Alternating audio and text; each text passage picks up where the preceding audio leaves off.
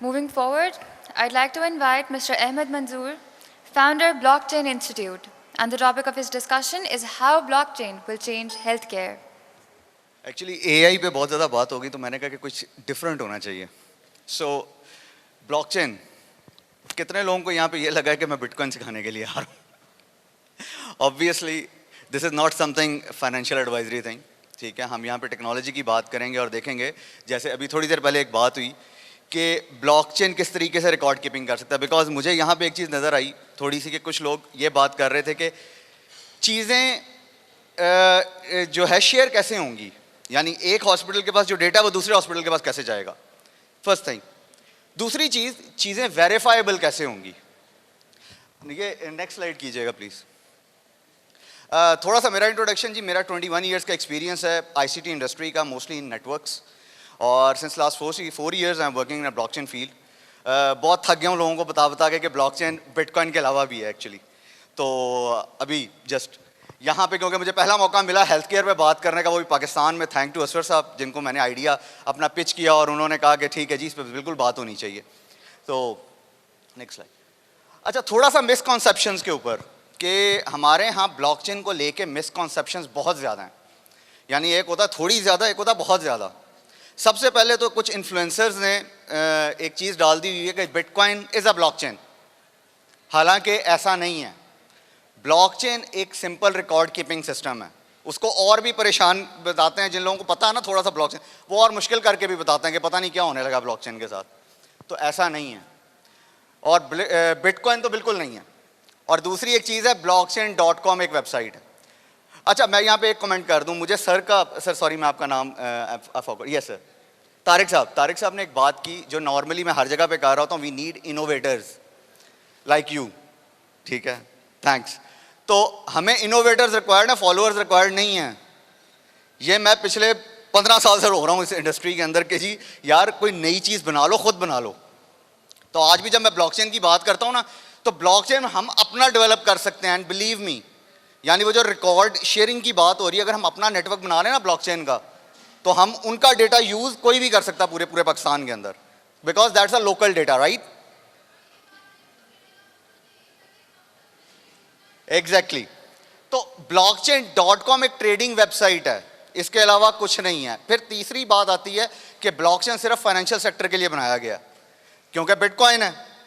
तो जी वो जो हर बंदा, क्योंकि उसमें ट्रांजैक्शन सुनने को बहुत ज़्यादा वर्ड मिलता है आपको, तो ब्लॉकचेन के अंदर ट्रांजैक्शन कहा जाता है एक रिकॉर्ड को, because this is a record keeping system. आप उसके अंदर फाइनेंशियल रिकॉर्ड रखने शुरू कर दें, आप हेल्थ का रिकॉर्ड रखना शुरू कर दें, आप सप्लाई चेन का रिकॉर्ड रखना शुरू कर दें, तो वो ब्लॉकचेन का सही यूजेज है.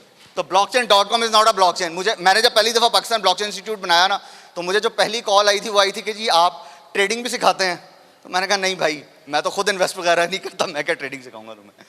तो अच्छा, एक बात यहाँ पे ये है कि ब्लॉकचेन के ऊपर आप एक प्राइवेट इंफॉर्मेशन, क्योंकि सबके पास डेटा है, तो वो प्राइवेट इंफॉर्मेशन क्या हर कोई देख सकता है? नहीं.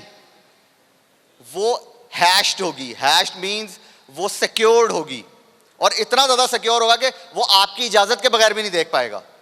यानी अगर मैं यहाँ पे खैर डेमो नहीं दिखा सकता, लेकिन यूट्यूब पे मेरे वीडियोस पड़ी हुई हैं बहुत ज़्यादा कि जी आप वहाँ पे जाएं ना, अगर आपने कोई स्पेसिफिक डेटा लाइक मेरा नाम, मुझे अगर सपोज करें कोई प्रॉब्लम है, कोई चीज़ है, तो मैंने अगर किसी को कोई वो देखना चाह रहा है, तो वो पहले मेरे से परमिशन लेगा उस चीज़ की.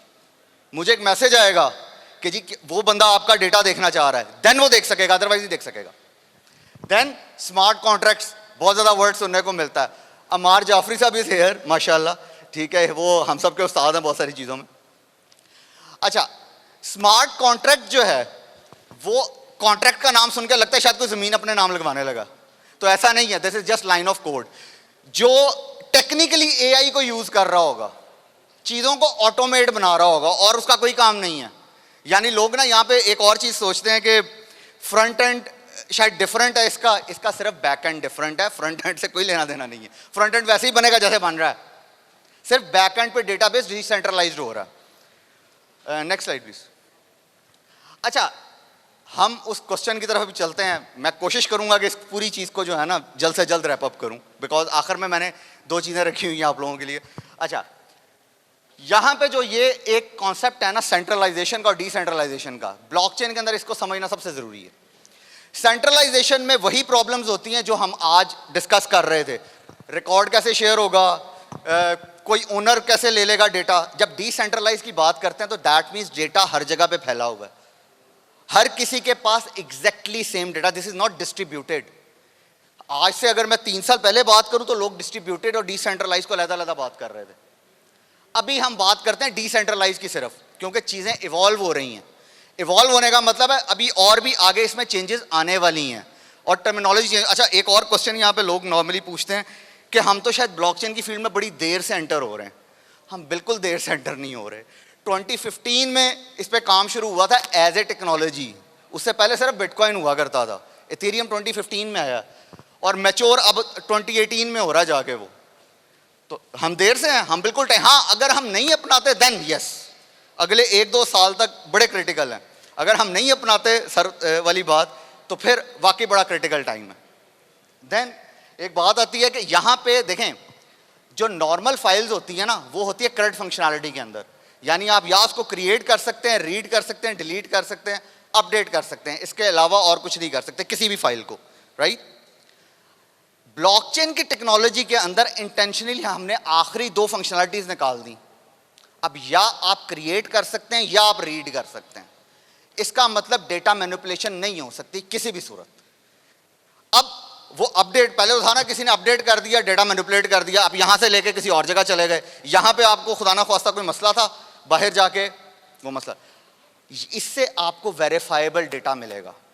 यानी अभी एक जो चीज बात आ रही थी ना कि वेरीफाई, क्योंकि आगे चल के अभी कुछ दिन पहले मैं एक कॉन्फ्रेंस में था इंटरनेशनल, वहां पे बात हो रही थी एआई और ब्लॉकचेन, इन दोनों टेक्नोलॉजीज ने आगे अगले 10 साल में चीज़ों को बदल देना। जैसे सर ने वो ब्रेस्ट कैंसर वाली बात कर रहे थे, वेरीफाइबल डेटा है कि नहीं है, वो ये चीज़ देगा, वो आपको ब्लॉकचेन का नेटवर्क देगा वेरीफाइबल डेटा।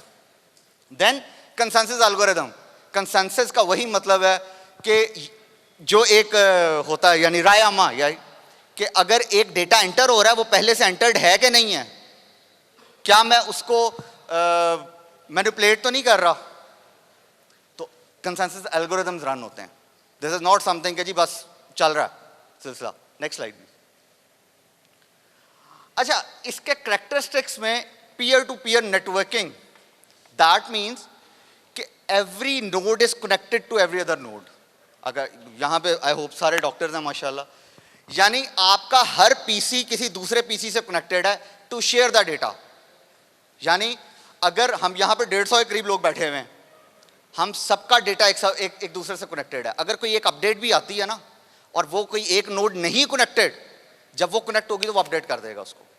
अगर ये प्रॉब्लम, ये चीज़ ना हो, यानी अभी तो सेंट्रलाइज में चल रहा है ना, किसी दूसरे के पास डेटा जा ही नहीं रहा, कोई अपडेशन ही नहीं हो रही, सो ये आपको पीयर टू पीयर नेटवर्किंग करता है। Distributed and decentralise ledgers, that means वो जो रिकॉर्ड कीपिंग सिस्टम्स है ना, वो डिसेंट्रलाइज पड़े हुए हैं, आपके डिफरेंट जगहों पे पड़े हुए हैं और पूरा डेटा है वहां पे। यानी अगर 1 GB का डेटाबेस एक बंदे के पास है तो वही रिकॉर्ड दूसरे के पास भी होगा, लेकिन वो उसको देख नहीं पाएगा। That's the main thing. वो जो हैशिंग की मैंने भी बात की थी ना कि वो पासवर्ड प्रोटेक्टेड, किसी भी चीज से प्रोटेक्टेड वो होगा। देन इम्यूटेबिलिटी, मैंने भी थोड़ी देर पहले बात की क्रेड फंक्शनैलिटी की। अगर आप उसको अपडेट या डिलीट ही नहीं कर सकते तो इम्यूटेबल हो गया ना खुद ब खुद ही आपका डेटा सारे का सारा। कि अब आप ना तो उसको कुछ चेंज कर पा रहे हैं, ना आप उसमें कुछ ऐड कर पा रहे हैं। अगर आपने किसी चीज़ को अपडेट भी करना, जस्ट लाइक अगर मैं आपको मिसाल दूं, डिजिटल आइडेंटिटीज हैं, हम सब मानते हैं लाइक अहमद मंजूर पूरी दुनिया में एक है, लेकिन अगर अभी आप जाके गूगल करें ना अहमद मंजूर, मेरा ख्याल है 1000 मिल जाएंगे आपको, ठीक है, लेकिन ये वाला अहमद मंजूर तो एक ही है। अब उसके डिफरेंट करेक्टरिस्टिक्स हम बना सकते हैं, लाइक कि जी 1000 में से पाकिस्तान में कितने रहते हैं, सपोज करें 500, ऐनक कितना लगाते हैं, दाढ़ी कितनों की है, सफ़ेद दाढ़ी कितनों की है, ठीक है, आप इस तरह की बातें कर सकते हैं, यानी कि उसके करेक्टरिस्टिक्स बना सकते हैं ना कहीं जाके वो डिफरेंशिएट हो जाएगा। अब जहाँ पे जाके वो डिफरेंशिएट, यूनिक आइडेंटिटी बन गई। अच्छा, बाय द वे यहाँ पे बहुत सारे कुछ टेक्नोलॉजिस्ट भी हैं माशाल्लाह। हम पहले भी digital identities with the unique identity use कर रहे हैं। कहाँ पे यूज कर रहे हैं? Have any idea? अभी हम यूनिक आइडेंटिटी एक जगह पे यूज करते हैं, कहाँ पे करते हैं? एनीबॉडी? नहीं, इधर नादरा में तो हर बंदा एनीथिंग एल्स सर? नहीं।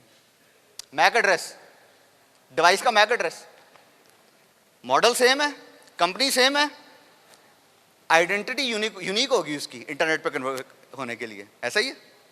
IPv6 आगे आ रहा है, उसमें भी डिसेंट्रलाइजेशन आ रही है। 5G डिसेंट्रलाइजेशन का काम है सारे का सारा।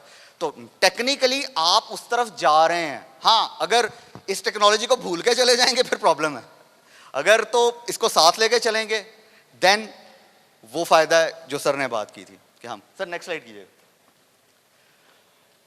ये कुछ बेनिफिट्स हैं, ठीक है। आप पब्लिकली वेरीफाइबल हैं। सर उसकी तरह मैं बाद में आता हूं, राइट। अच्छा, पब्लिकली वेरीफाइबल, ज्यादा सिक्योर हो गया आपका डेटा।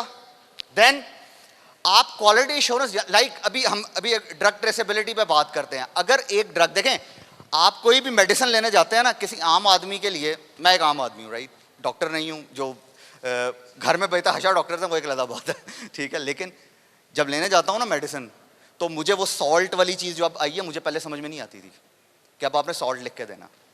पहले डॉक्टर वो मिन्नतें करता रह जाता था, सर ये वाली अवेलेबल नहीं है, ये वाली ले जाएं। नहीं, जो डॉक्टर ने लिख के दी वही दो।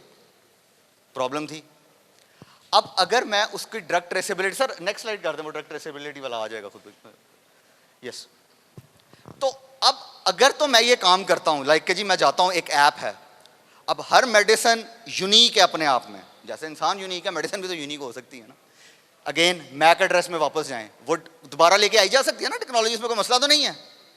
अब आप सोचें कि जी मेडिसिन किसी भी कंपनी की, मैंने उसको स्कैन किया और वो मुझे पूरा उसका चार्ट दिखा दिया कि कहाँ कहाँ से आई है इसकी चीज़ें, यानी इसका रॉ मटेरियल कहाँ से आया, बाकी सब चीज़ें कहाँ से आई हैं, तो वो यूनिक बन गई और मेरा कॉन्फिडेंस लेवल बढ़ गया।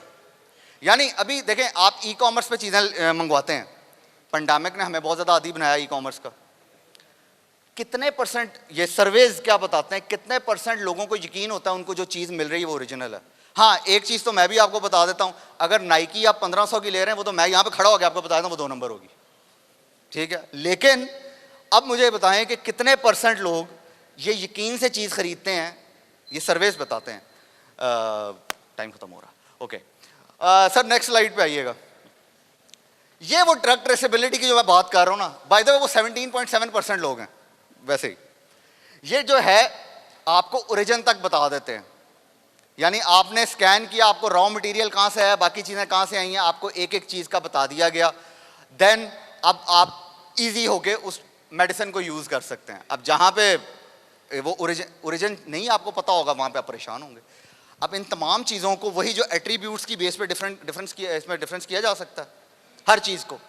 लाइक आपने एक शर्ट, सर ने एक लाल टाई पहनी हुई है, बड़ी खूबसूरत है माशाल्लाह, इसको डिफरेंशिएट किया जा सकता है डिफरेंट उससे कि किस ब्रांड की है, किसने कितने बजे ऑर्डर की थी।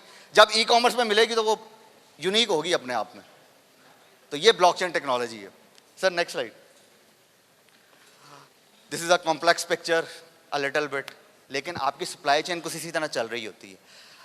हमारे यहाँ जो फेक मेडिसिन की जो मार्केट कैप है वो थर्ड वर्ल्ड कंट्रीज में 30%, तकरीबन $250 बिलियन की है वो मार्केट कैप फेक मेडिसिन की।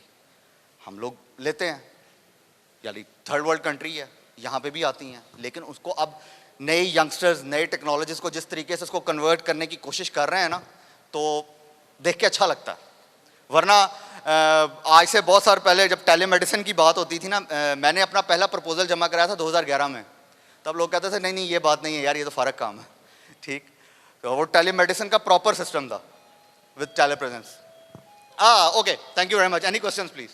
या please. First of all, thank you for the presentation. I thought you did a very good job explaining how blockchain can essentially change and aid the healthcare industry with a laser focus on the pharmaceutical distribution process. सबसे पहले मैं ये clear करना चाह रहा हूँ कि 3 किस्म के substandard medicines होती है. The first is totally fake, where the salt has been formulated on its own and the packaging has been formulated on its own. फिर एक चीज़ होती है adulterated, कि for example Panadol वो आपको मिल जाती है फार्मेसी से, लेकिन आपको नहीं पता कि उस गोली में कोई टैंपरिंग हुई है. और तीसरी है स्प्यूरियस. स्प्यूरियस का मतलब है कि वो मेडिसिन है ही जेन्युइन, उसकी पैकेजिंग जेन्युइन है, लेकिन वो एक्सपायर्ड है. सो That being said, right, my main question is कि आपको नहीं लगता कि पहले डिस्ट्रीब्यूटर्स और फार्मेसीज को अपने आप को डिजिटाइज करने की ज़रूरत होगी इस सोल्यूशन को चलाने के लिए? यू आर राइट एक्चुअली मेरी एक फार्मास्यूटिकल से बातचीत चल रही थी वहाँ पे मैंने ये पेंडेमिक नहीं 2018 में गाल में प्रेजेंटेशन दी थी और उनका जो पॉइंट था ना वो यही था, वो डिस्ट्री को बीच में से हटाना चाह रहे थे और आजकल बहुत से फार्मास्यूटिकल्स ये काम कर रहे हैं बिकॉज डिस्ट्री मेन प्रॉब्लम क्रिएट और करता इवन है। आप पैक पे देखें तो सिर्फ आपको बैच नंबर नजर आता है, it's not really a unique identifier. या एग्जैक्टली। तो वो एक्चुअली होता ये है कि जब ये पोलियो वगैरह की भी आती थी ना पहले, तो मुझे एक दोस्त ने कहा कि यार ये वाली ना पिलवाना, ये तो पता नहीं कब की, ये तो नियर टू एक्सपायर है, समथिंग लाइक दिस। तो इस तरह की बातें जब पता लगनी शुरू होती हैं ना, तो अब यही बात है कि बिल्कुल आपको उनको डिजिटलाइज करने की जरूरत है, बेसिकली उनको एजुकेट करने की भी जरूरत है कि this is one of the most important thing is coming. Basically even when it comes to I think laws, फिर भी वही लॉ लिखी आती है कि गज़ेट में एडवर्टाइजमेंट फैलाओ। वालसार्टन की अनाउंसमेंट चली थी 1-2 साल पहले, get the batch we get from China has been contaminated, so avoid buying any valsartan in the market over the next few months. Exactly. तो जब हमें वो जो चीज़ बिल्कुल एंड तक मैं दिखा रहा था, हमें पता होगा ना ओरिजिन कहाँ तक जा रहा है, तो फिर वही जिस तरह मैंने अभी बात की, अगर तो नाइकी की शर्ट आप 1500 रुपए की ले रहे हैं तो वो तो मैं यहाँ पे खड़ा होकर बता रहा हूँ कि वो 2 नंबर होगी, ठीक है ना। लेकिन अगर उसका आपको पता लग रहा है ये कब सिली, आपने कब ऑर्डर की, क्या हुआ, देन दैट्स फाइन। क्या ख्याल है? ठीक है, बिल्कुल जी, आई थिंक हर किसी स्टेप को पहले डिजिटाइज करने की जरूरत है। एग्जैक्टली, ठीक है, थैंक यू वेरी मच।